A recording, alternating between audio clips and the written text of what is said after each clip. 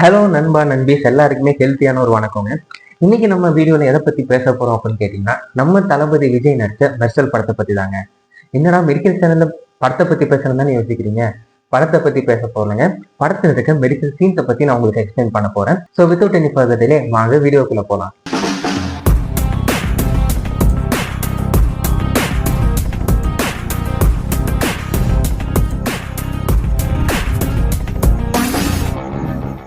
நீங்க எல்லாருமே பார்த்திருப்பீங்க, தளபதி விஜய் நடிச்ச அட்லியானோட இயக்கத்துல வந்த மெர்சல் திரைப்படம். இது முழுக்க முழுக்க ஒரு மருத்துவ சம்பந்தப்பட்ட படங்க. நீங்க மருத்துவத்துறையில நடக்கக்கூடிய எரஸை பத்தியும் மருத்துவத்துறையில நடக்கக்கூடிய ப்ரொசீஜர்ஸ் பத்தியும் நிறைய விஷயங்களை இந்த படம் பேசியிருக்கும். ஸோ நம்ம இதுல நடந்த சில விஷயங்களும் இதுல நடந்த சில சீன்ஸையும் எடுத்து அது என்னென்ன மெடிக்கல் கண்டிஷன் அப்படிங்கிறத பத்தி தான் இன்னைக்கு நம்ம பார்க்க போறோம். ஸோ ஃபர்ஸ்ட் சீன்ஸ் என்னன்னு அப்படின்னு பார்த்தீங்கன்னா, நம்ம தளபதி விஜய் ஏர்போர்ட்ல ஒரு பொண்ணை காப்பாற்றுவாரு, அந்த சீன் தான். ஸோ அதை பத்தி எக்ஸ்பிளைன் பண்றதுக்கு முன்னாடி அந்த சீனை பார்த்துட்டு வந்துருங்க. I'm a doctor. Let me do my duty. Trust me.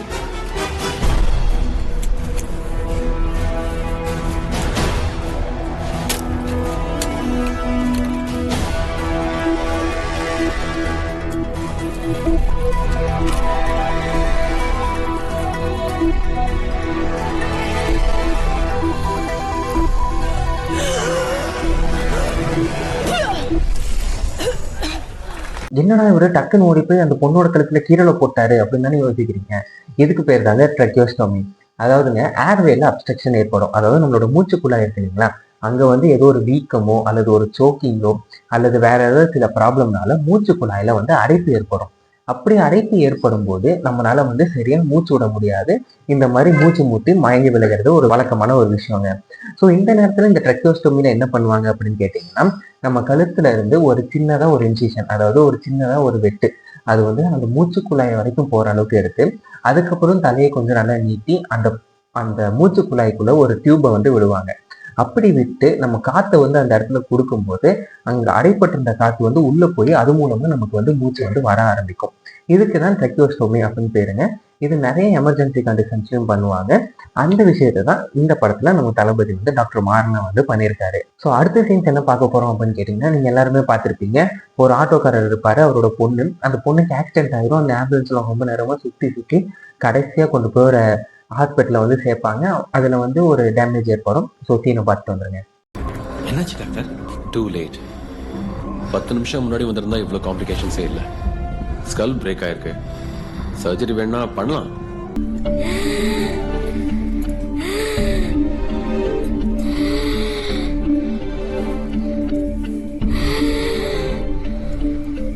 என்ன அப்படின்னு பார்த்தீங்கன்னா, ஸ்கல் போன்ல டேமேஜ் ஆயிருக்கு அப்படின்னு சொல்றாங்க. இதுக்கு பேர் தான் கிரானியோடைப் சர்ஜரி அப்படின்னு சொல்லுவாங்க. அதாவது மண்டை ஓட்டில் இருக்கிற அந்த எலும்புல ஒரு கிராக் ஏற்பட்டாலோ அல்லது அது உடஞ்சிருச்சுனாலோ பண்ணக்கூடிய ஒரு சர்ஜரி. இதுக்கு நல்ல மொட்டையெல்லாம் அடிச்சுட்டு தான் பண்ணணும். ஆனால் படத்துல அப்படி காமிச்சிருக்க மாட்டாங்க. ரொம்ப நல்ல சிவியரான ஒரு பிரெயின் இன்ஜுரி ஆகுது அல்லது தலையில ஒரு வீக்கம் ஏற்படுது அல்லது உள்ள ஒரு ப்ளீடிங் ஏற்படுது அப்படின்னா இந்த கிரானியோடைப் சர்ஜரி பண்றது வழக்கத்துல இருக்கு. ஆனா இது ரொம்ப ரொம்ப டேஞ்சரானதுங்க. நல்ல ஸ்கில்டான ஒரு சர்ஜனால தான் இது பண்ண முடியும். ஸோ படத்துலையுமே காமிச்சிருப்பாங்க, அந்த பொண்ணு இறந்துரும். அதுக்கு காரணம் லேட் அப்படின்னு இருக்கலாம். இன்னொன்று சர்ஜிக்கல்ல அது ரொம்ப ரொம்ப ஸ்கில்டான ஒரு விஷயங்க. ஸோ எந்த ரீசனுக்காக படத்துல அப்படி காமிச்சாங்கன்னு தெரியல. ஆனா காமிச்ச விஷயம் இதுதாங்க. இது என்னது? ரேடியல் ஆர்டரி தானே? இதுக்குள்ள சர்ஜிக்கல் நைஃபை விட்டு இந்த ஒரு சீன், அதாவது ரேடியல் ஆர்டரி கட் பண்ணிடுவேன் அப்படின்னு சொல்லுவாங்க. அதே மாதிரி அடுத்த இதுலயும் ரேடியல் ஆர்டரி கட் பண்றதை நீங்க பாத்தீங்க.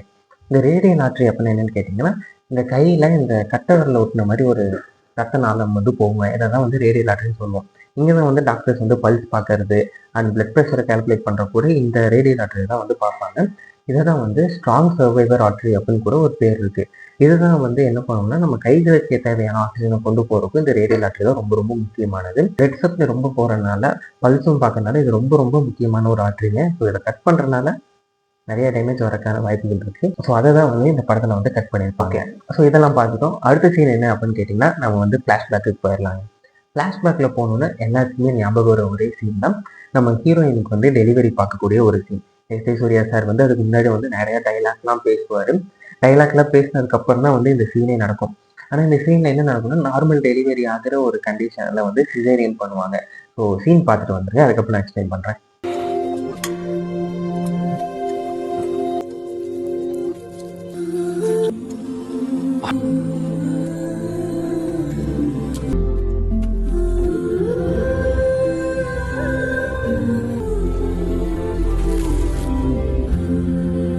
ஆ, அதாவது சிசேரியன் அப்படின்னா என்னன்னு கேட்டிங்கன்னா, நார்மல் டெலிவரி ஒரு சில கண்டிஷன்ஸ்ல பாசிபிளா இருக்காது.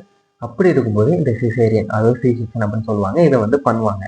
அதாவது வயிற்றையும் கருப்பையும் கிழிச்சு அதிலிருந்து குழந்தைய வந்து வெளியே எடுக்கிறதா வந்து இந்த சிசேரியன் டெலிவரி அப்படின்னு சொல்லுவோம்.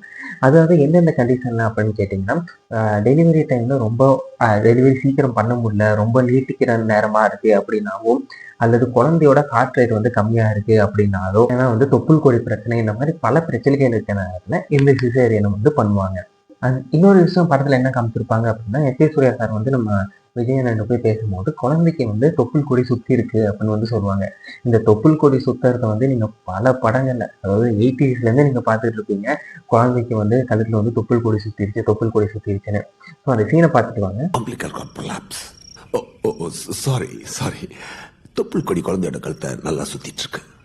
At the time of delivery when mother pushes the child, அதாவது குழந்தைய வெளியே எடுக்கும்போது தொப்புள் கொடி குழந்தையோட கழுத்தை நெரிச்சிடும்.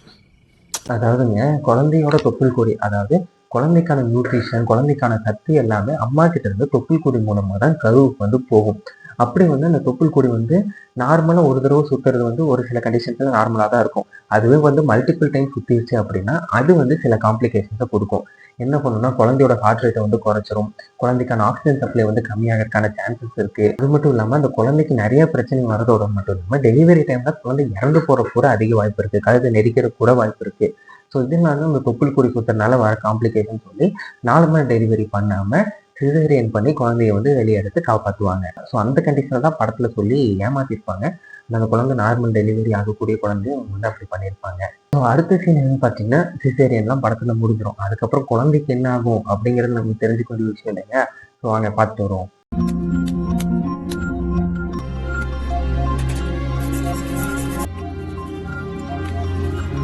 ஸோ இதில் பார்த்தீங்கன்னா வந்து அந்த டாக்டர் வந்து குழந்தைக்கு வந்து வாயில் வந்து ஒரு பைப் மாதிரி வச்சு அது வந்து அமுக்கிறாரு, முதுகில் தட்டுறாரு, அப்புறம் வந்து நெஞ்சில் கை வச்செல்லாம் குத்துறாரு அப்படிலாம் யோசிச்சுட்டு இருக்கீங்க. இதுக்கு வந்து தாங்க நியோனேட்டல் ரீசசிட்டேஷன் அப்படின்னு வந்து சொல்லுவாங்க. அதாவது குழந்தை பிறந்தோன்னே குழந்தைக்கு வந்து மூச்சு இல்லை, சுவாசம் இல்லை அப்படின்னா பண்ணக்கூடிய ஒரு ப்ரொசீஜர் தான் வந்து நியோனேட்டல் ரீசசிட்டேஷன் அப்படின்னு வந்து சொல்லுவோம். அதாவது இதில் வந்து 4 ஸ்டெப்ஸ் இருக்குங்க. ஃபர்ஸ்ட் ஒன்று என்னன்னு கேட்டிங்கன்னா வார்ம் அண்ட் பொசிஷன் அப்படின்னு சொல்லுவாங்க. அதாவது குழந்தைய வந்து கொஞ்சம் சூடான இடத்துல வச்சு தலையை நீட்டி அந்த ஏர்வே அதாவது மூச்சு குழாயை வந்து கிளீன் பண்ணி விடுவாங்க. அது மூலமா வந்து மூச்சு வருதா அப்படின்னு பார்க்கறதுக்காக. அண்ட் அப்படியும் வரல அப்படின்னா 2வது விஷயம் ஸ்டிமுலேஷன், அதாவது பாதத்தை தேய்ச்சி விடுறது, முதுகுல தட்டுறது அண்ட் இந்த மாதிரி ஒரு சில ப்ரொசீஜர்ஸ் மூலமா குழந்தையோட ஏர்வே கிளியர் பண்ணி மூச்சு வருதா அப்படின்னு பார்க்கறது ஸ்டிமுலேஷன். அண்ட் அடுத்ததும் பார்த்தீங்க அப்படின்னா வென்டிலேஷன் கொடுப்பாங்க. அதுதான் இந்த பைப்புங்க. குழந்தையோட முகத்துல ஒரு மாஸ்க்கும் ஒரு பம்ப் மூலமா வந்து காற்றை வந்து கொடுக்கும்போது குழந்தைக்கு வந்து மூச்சு வரக்கான வாய்ப்புகள் இருக்கு. ஸோ அதுவும் வரல அப்படின்னா அடுத்து வந்து சிபிஆர் அப்படின்னு சொல்லுவோம். அதாவது நார்மலா மனுஷங்களுக்கு வந்து இப்படி கையை வச்சு 30 தடவை அமுக்கி வாயில வந்து ஊதுறதை வந்து நீங்க பார்த்துருப்பீங்க. குழந்தைக்கு வந்து போன்ஸ் எல்லாமே ரொம்ப மைல்டா இருக்குங்க. அப்போ வந்து நம்ம கையை வச்சு அமுக்க கூடாது. அதனால 2 விரல் மூலமா சிபிஆரை வந்து நம்ம பண்ணுவோம். இதெல்லாம் பண்ணதுக்கு அப்புறம் குழந்தைக்கு மூச்சு வந்துருச்சு அப்படின்னா அது சக்சஸ் ரேட்டுங்க. அப்படி பண்ணியும் குழந்தைக்கு மூச்சு வரல அப்படின்னா குழந்தை வந்து இறக்க போறது அப்படின்னு அர்த்தம். இங்கேயும் வந்து குழந்தை இறந்துதான் போகும். ஸோ குழந்தை இறந்து என்ன ஆகுது அப்படிங்கிறதையும் நீங்க பாருங்க. அதுவும் ஒரு முக்கியமான கண்டிஷன் தான். டாக்டர், குழந்தை இறந்துடுச்சு டாக்டர். Baby turning blue. பாத்தீங்களா, அதாவது குழந்தை இறந்து ப்ளூ ஆயிடுச்சு டாக்டர், குழந்தை வந்து ப்ளூ ஆகுது அப்படின்னு சொல்லி அவர் வந்து சொல்றாரு. அதாவது என்ன ஆகும் அப்படின்னு கேட்டீங்கன்னா மூச்சு இல்லை அப்படின்னாலே ரத்தத்துல வந்து ஆக்சிஜனோட அளவு கம்மியாகும். ஆக்சிஜனோட அளவு கம்மியாகும் போது ஆட்டோமேட்டிக்கா வந்து ப்ளூ ஆக ஆரம்பிக்கும். இதைதான் வந்து சைனோசிஸ் அப்படின்னு வந்து சொல்லுவோம். இது வந்து நிறைய heart problems and respiratory problems இந்த மாதிரி கண்டிஷன்ஸ்லாம் வந்து சைனோசிஸ் ஆகிறதுக்கான வாய்ப்பு இருக்கு. இங்க வந்து குழந்தை இறந்து போனதுனால அப்படி ப்ளூ ஆகிறது காரணம், ரத்தத்தில் ஆக்சிஜன் அளவு குறைஞ்சு சைனோசிஸ் ஏற்பட்டதுனால இதுக்கு வந்து காரணம். அடுத்து பார்த்துட்டீங்க அப்படின்னா அம்மாவை வந்து காப்பாத்துறதுக்காக அவங்க சிசேரியன்ல வந்து ஸ்டிச்சஸ் போட்டுட்டு இருக்கும்போது டாக்டர் கேட்பாரு பிபிலாம் செக் பண்ணீங்களா, என்ன ஆச்சு அப்படின்னு கேட்கும்போது அந்த சீன் ஒரு தடவை பார்த்துட்டு வாங்க. பிபி செக் பண்ணீங்களா? இல்ல டாக்டர். காம்ப்ளிகேஷன் வரும் doctor. Hypertensive intracranial bleed fits வர வாய்ப்பு இருக்குல்ல.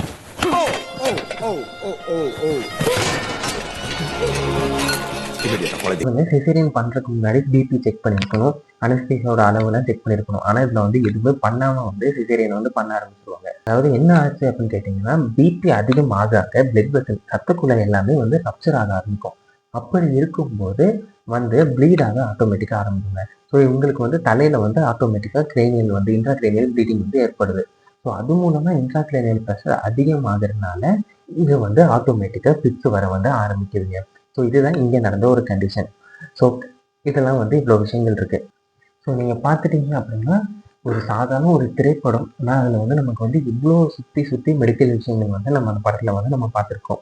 ஸோ இதெல்லாமே வந்து நம்ம பார்த்துட்டு சும்மா வெட்டுறதை விட இந்த கண்டிஷன்ஸை வந்து நம்ம தெரிஞ்சுக்கும் போது நம்மளோட அறிவையும் அதை வளர்க்கறதுக்கான ஒரு யூஸ்ஃபுல்லான மெத்தடாக இருக்கும். அதை தவிர நிறைய விஷயங்கள் நம்ம வந்து தெரிஞ்சுக்க முடியும். திரைப்படங்கள் திரைப்படமாக பார்க்காம அதில் வந்து சொல்லியிருக்க விஷயங்களை மனசுக்கு ஏற்றுக்கோங்க. கெட்ட விஷயமா இருந்தால் விட்டுருங்க, நல்ல விஷயத்தை ஏற்றுக்கோங்க. அண்ட் நெக்ஸ்ட் என்ன படத்தை வந்து நம்ம இந்த மாதிரி டீகோட் பண்ணலாம், மெடிக்கலாக டீகோட் பண்ணலாம் அப்படிங்கிறத கமெண்ட்டை சொல்லுங்கள். இந்த இன்ஃபர்மேஷன் ரொம்ப பிடிச்சுன்னா மறக்காமல் என்னை சப்ஸ்கிரைப் பண்ணிக்கோங்க.